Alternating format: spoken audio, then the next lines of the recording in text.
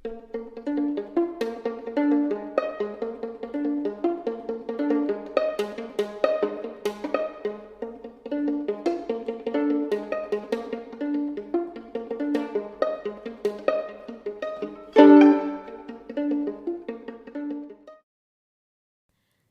true crime friends. Welcome back to another episode of True Crime in Academia. As always, I am your host, Married to Pippi. I hope you all had a wonderful Thanksgiving. I hope you had a relaxing holiday weekend and that you are, rested and recharged and ready to tackle this new week ahead of us. This week, I decided to do something a little different. Also, just a little heads up, there are going to be some changes with True Crime in Academia as far as posting. I will get into more of that kind of in the next episode, but also on social media as well. So if you don't follow True Crime in Academia on social media, I highly suggest that you do. We are at True Crime in Academia on Instagram and TikTok, even though I suck at TikTok. And Twitter, while it's, still in existence, we are at TC in Academia. So if you follow there, you'll hear all the updates there. It's going to be a little different, My schedule's been a little crazy, so just trying to accommodate everything and, just making sure I can give you the best content possible is just so important to me. So check for those updates there. This week, I wanted to do something a little different as far as cases are concerned. I'd noticed a lot in the news, there were a lot of cases involving academic students and things like that. So I figured for this episode, we would just do a little news catch up, kind of talk about certain cases that have been prominent in the news today. So without any further ado, I do want to say I am not talking, though, about Moscow, Idaho, that case. I think I want to do something a little different for that. I might try and do, like, an Instagram Live or something to that effect. We'll see. But anyway, any other cases involving, academics, we'll be talking about those. So without any further ado, let's get into it. So the first case we're going to talk about is the ongoing case of Sophia Rosing, the student from University of Kentucky who threw racial slurs and attacked a student employee named Kyla Spring. On Sunday, November 6, 2022, Sophia Rosing arrived at Boyd Residence Hall at the University of Kentucky completely intoxicated. Now, for a drunk student to be returning back to their dorm, it's not unusual, especially this time of year. But instead of going to her room, when asked if she was okay by Kyla Spring, Sophia decided to taunt, verbally abuse, and then physically assault student employee Kyla Spring. And she did this using racial slurs and derogatory comments. I mean, she drops the N-word literally like 200 times.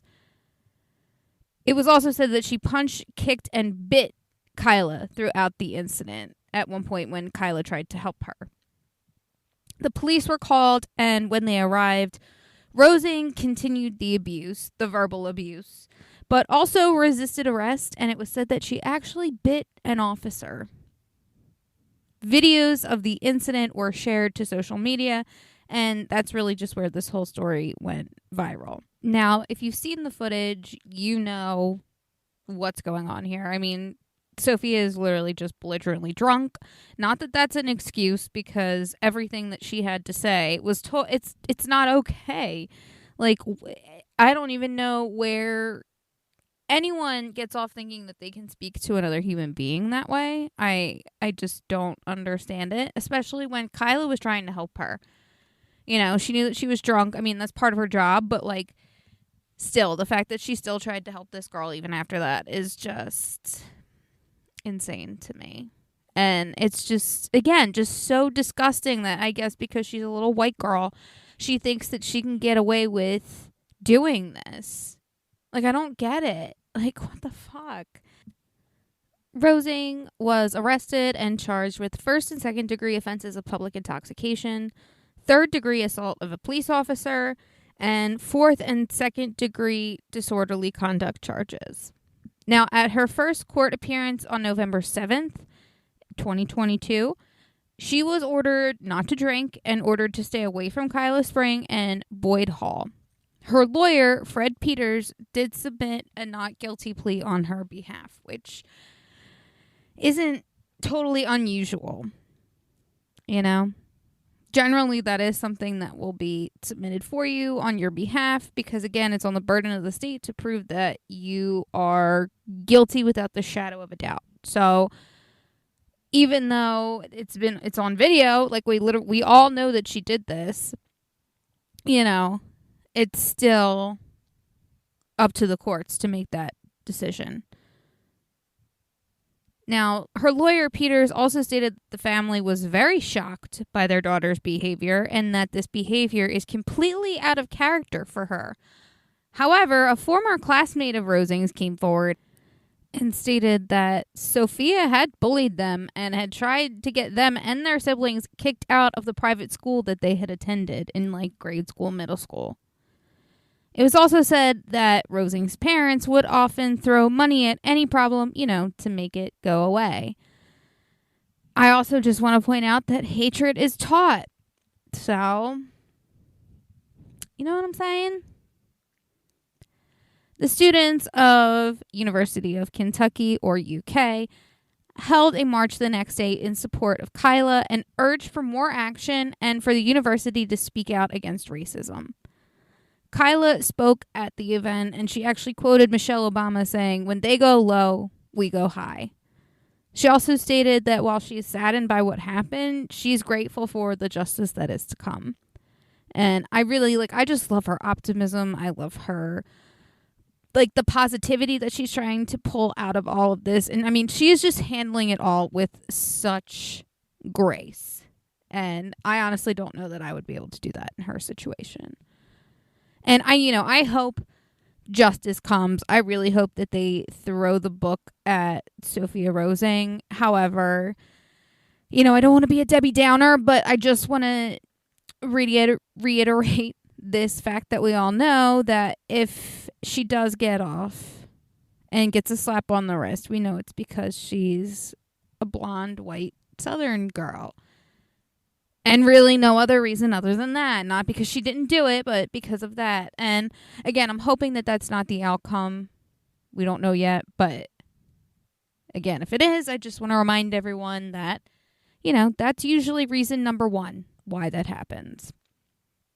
Now, Rosing withdrew from University of Kentucky on November 8th. But on November 9th, the University of Kentucky countered and issued a statement saying that Sophia Rosing would be permanently banned from campus and not allowed to re-enroll ever. So, that's something. At this time, she has waived her right to a preliminary hearing, which means that the evidence will be submitted to a grand jury, and they will decide then from there if not only the evidence is credible, but if there's enough evidence to indict her on all of those charges. Now, with the holidays, with this and the other cases that I'll be talking about in this episode too, I'm sure we'll hear something after and maybe more in the new year, but who knows? I'll try to keep you all posted. The next case, we will be covering the murders in the mass shooting in University of Virginia. They're the murders of Deshaun Perry, Devin Chandler, and Lavel David Jr. On Sunday, November 13th at around 10:30 p.m., gunfire broke out at a parking garage on Culbreth Road near the University of Virginia's Drama Building. Students of University of Virginia had been returning from a field trip in Washington, D.C. to see a play, and they were the ones shot at. 2 students were injured while 3 were killed. The next day, the university's president, Jim Ryan, spoke out at a press conference where he identified the 3 victims. Deshaun Perry, a 4th-year student from Miami and a linebacker for the school's football team. Devin Chandler, a second-year student from Virginia Beach, and actually a University of Wisconsin wide receiver who was a transfer student to University of Virginia, and Lavel David Jr., a third-year student from South Carolina and also a wide receiver.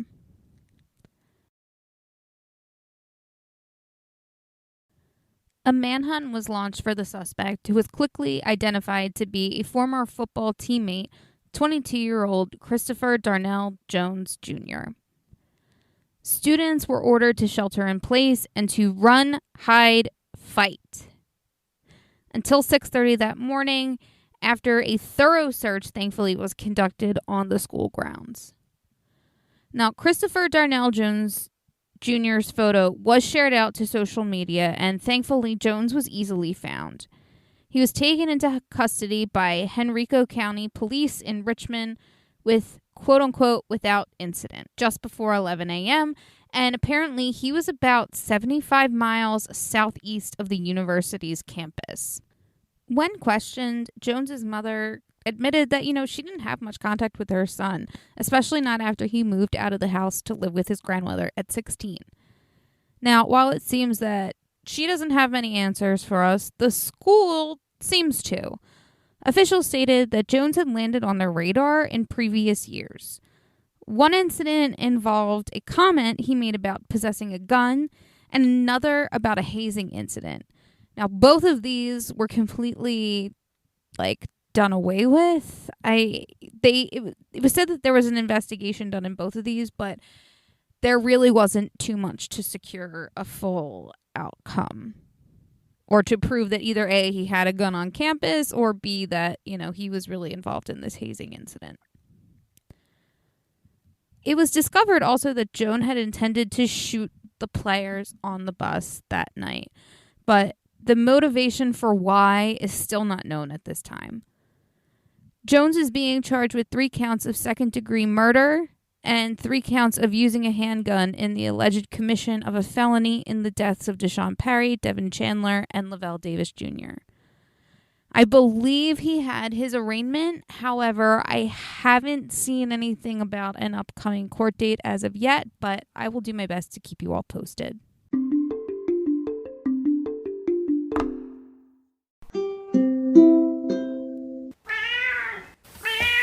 I'm Beth. And I'm Bailey. And we are True Crime B&B. We do a podcast every week. We release on Fridays. And every week we'll bring to you 2 different true crime stories. First we'll bring you a disturbing story. And then one that will hopefully uplift your spirits a little bit. We'd love to have you listen to our podcast. Yeah, so join us every week on Friday. Find us anywhere you find your podcasts, on Spotify, Apple, Google Podcasts, Amazon. I don't know anywhere else.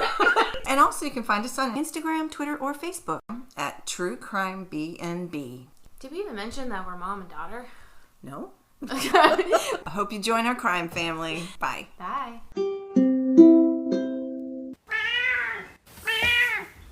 Hey, True Crime friends. If you're like me, you love personalized merch and you love shopping local. So here is one of my favorite local vendors to buy from. It's Mandy Made It. That's MANDEE Made It. My friend Mandy makes the most incredible personalized crochet goods and decor for your home. Spooky season is coming up. She has some of the coolest Halloween designs. So go follow her on social media on Facebook and Instagram at Mandy Made It. Again, that's MANDEE Made It. And place your order with her today.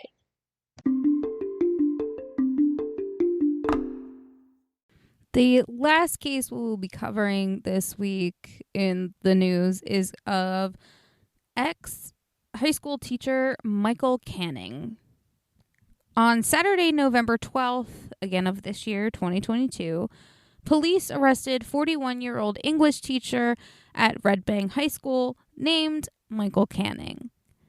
Allegedly, the English teacher had been having a romantic and sexual relationship with a junior student that lasted from 2015 to 2019.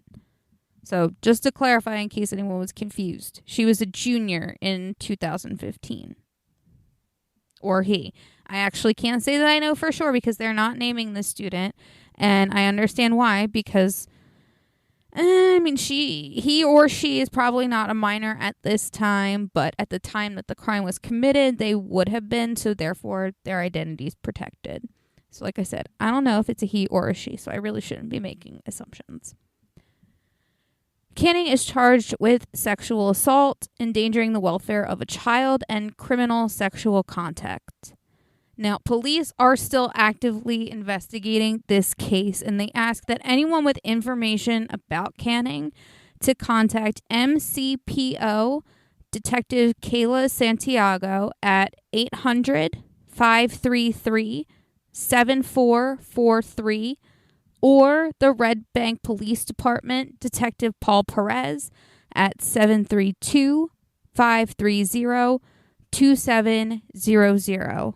Again, if you have any information on Michael Canning from Red Bank, who taught English at Red Bank High School, even if it seems little, the police would like to know this information.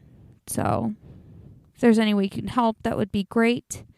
And I'm sure there are some of you out there who are thinking, hopefully if you listen to this, you probably don't think that, but I'm just preaching to the choir. You probably know that these people exist. But that there are people who probably don't understand how student-teacher relationships are so detrimental and how unethical. I mean, obviously they're unethical. I'm sorry. I'm trying to think of a better word. But they're very unbalanced. Even, regardless of whatever situation you could think of in which it might be balanced, it's not balanced. It never is. And if you want to learn more about that, check out my episode about sex for grades. It kind of, Tyler and I go into that a little bit and discuss why it's not balanced and, despite all of those factors. But also, again, he or she was a teenager at the time. They were a junior in high school. So no, they wouldn't know enough, regardless of what you want to say. If you're considered a minor, you're too young to make that decision. Sorry, bro. Okay. Well, that is all I have for you, my darlings. I hope you all have a great start to your week. I hope you, tackle this Monday head on. I was trying to have a better analogy for that, but that didn't happen. Anyway, like I said, I wish you all well. I hope you have a safe and happy and healthy, wonderful week ahead of you. And until next time, I will see you later. Hi, Ivory Tower Boiler Room audience. It is Andrew Rimby, the director of the Ivory Tower Boiler Room. Welcome to our winter season. And are you trying to stay warm this season? Well, guess what? We have the Ivory Tower Boiler Room Cafe. It is our Patreon where there is so much bonus content. So I'll go over all that. But first, it's only $5, which is less than a latte, a cappuccino, a coffee, a tea, basically anything now because, we have some inflation going on. So join us on our Patreon, patreon.com/Ivory Tower Boiler Room. What do you get? You get Gregory Maguire giving us all the scoop on the Wicked movie musical. You get Jesse Green giving us his hot takes on the Broadway musical. If you don't know who Jesse is, well, you should, because he's the chief theater critic of the New York Times. You get all the JFK and Marilyn Monroe scoop from Elizabeth Winder, a Marilyn Monroe biographer. So much more. You get all our video interviews. You can see everything, including the bonus content. And Mary's going to tell you from True Crime and Academia what you get later. But if you're not following us on social media and seeing our video teasers, well, you need that to stay, nice and energized on these winter days. So follow us on Instagram and TikTok at Ivory Tower Boiler Room. While it's still here, why don't you follow us on Twitter at Ivory Boiler Room? And here's my chief contributor, Mary. Hey, true crime friends and Ivory Tower Boiler Room friends. Like Andrew said, you're going to get access to all of this bonus content. That includes True Crime and Academia. So not only will you have access to the bonus episode each month, You will also have video access to the interviews that I conduct on my podcast once a month. You get all of that extra content at your fingertips whenever you feel like watching it, literally for a cup of coffee.